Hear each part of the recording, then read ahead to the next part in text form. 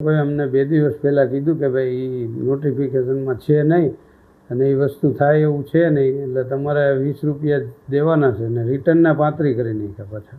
રાજકોટ કોઈ ગયું હોય તો અહીંથી 20 ભરવાના, પછી આવે ત્યારે 35, અને નહીંતર તમે પાસ લઈ લ્યો.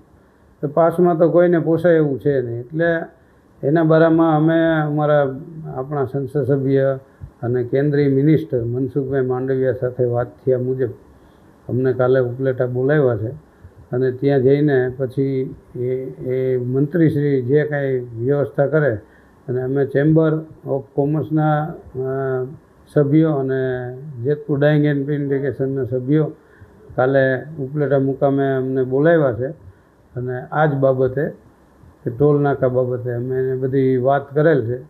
તો અમને કાલે ત્યાં બોલાવ્યા છે, પછી કાલે અમે નક્કી કરશું કે અમારે શું કરવાનું. જો નહીં થાય તો અમે એક આંદોલન કરવાના જ. અમારી તમામ માહિતીથી અપડેટ રહેવા માટે જોડાયેલા રહો S9 ન્યૂઝ સાથે.